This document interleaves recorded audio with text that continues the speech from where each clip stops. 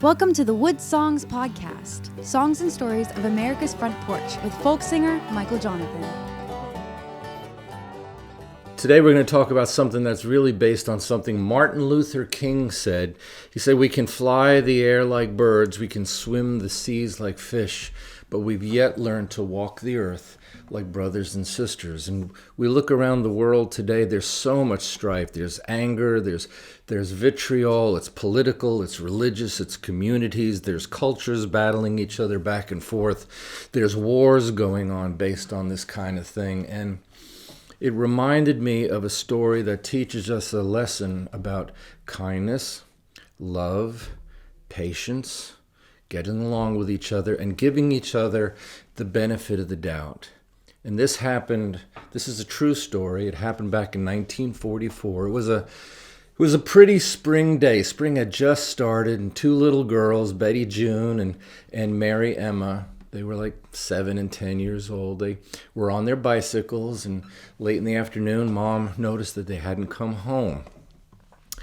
It was all night long. Where are these two little girls? The next morning, a bunch of guys got together to search for them, and among the searchers was a fellow that worked at the local factory plant. His name was George Stinney. George Stinney Sr.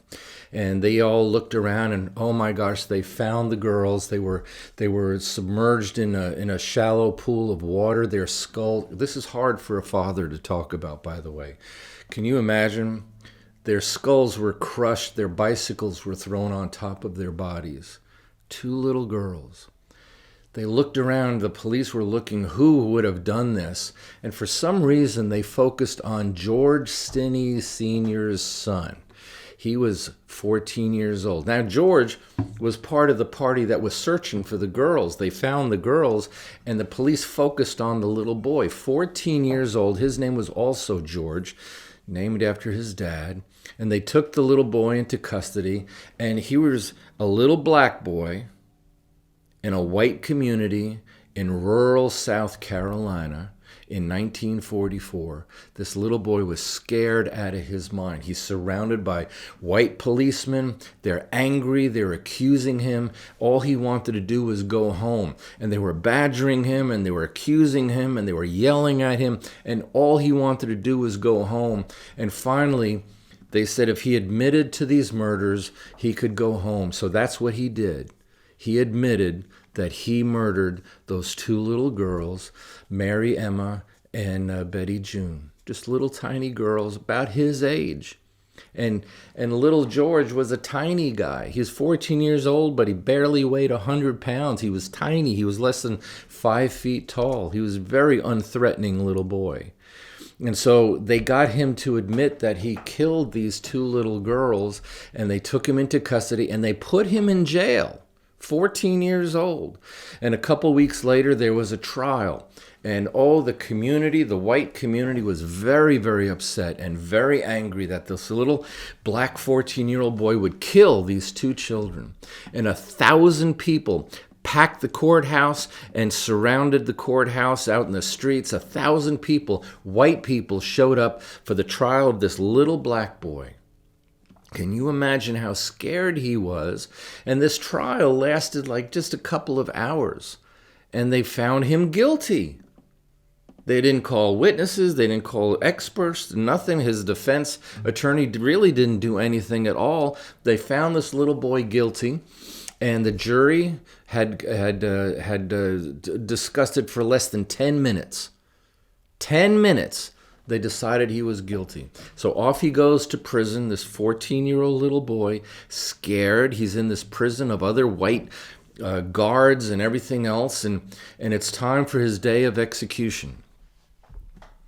Imagine what he was feeling like. He didn't know what was going on. He didn't know why. And he kept saying, "I changed my mind. I didn't do this. I didn't do this." You know, during his trial, his community, his black community, was not even allowed in the courtroom. This is how prejudiced the whole system was against this little boy. And so he's in prison. It's the day of his execution. The guards are standing around him, and they decide to give him ice cream. The guards that were about to pull the switch in the electric chair to kill this 14-year-old boy is giving him ice cream before his execution. He's scared. He knows what's going to happen, but he doesn't understand why. He has his family Bible, and he says, "Can I bring my Bible with me?" And so they allow that. And into the execution room he goes with his family Bible, clutching it. He's scared. He's nervous. He doesn't know what to do or what to say. They strap him in this chair,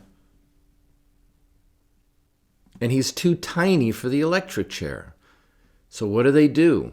They take little George's family Bible and make him sit on his family Bible in order to kill him. So they sit him in the family Bible, they strap him in, they put the helmet with the electrodes on top of his head, and they pull the switch. And guess what?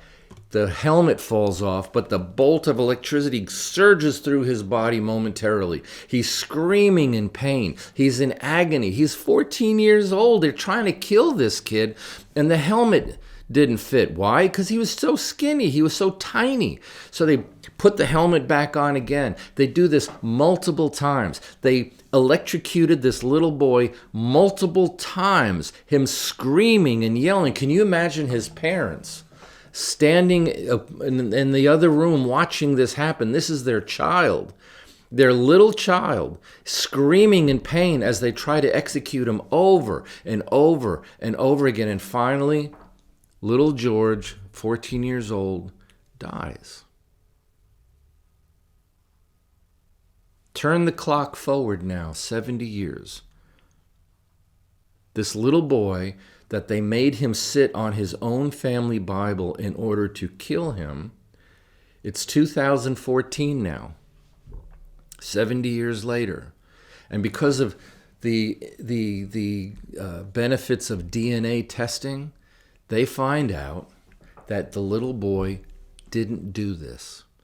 The little boy was innocent. The little boy, George Stinney, 14 years old, was not guilty. He was not guilty of the crime that they killed him for. And so the judge found him innocent, and they overturned the conviction, but it was too late.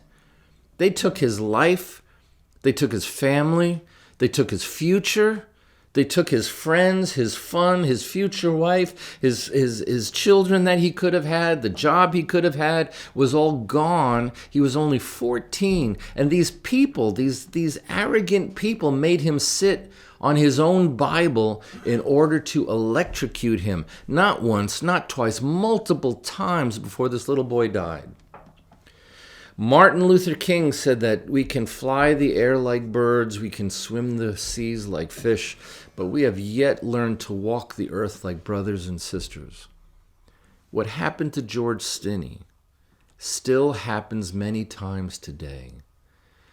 We tell often our friends and our fans and the artists that come on WoodSongs that love is the greatest transaction of the arts. And can you imagine how much little George needed people to love him at a time when he was surrounded by those who didn't? So love each other, love your families, and thank you very much for tuning in. We'll see you on the next podcast. The WoodSongs podcast, songs and stories of America's Front Porch, is presented worldwide by Martin Guitars, the Department of Kentucky Tourism, Ear Trumpet Mics, and listeners like you. Our technical producer is Gavin Clark. I'm Gabrielle Dahlgren. Follow us online at woodsongs.com.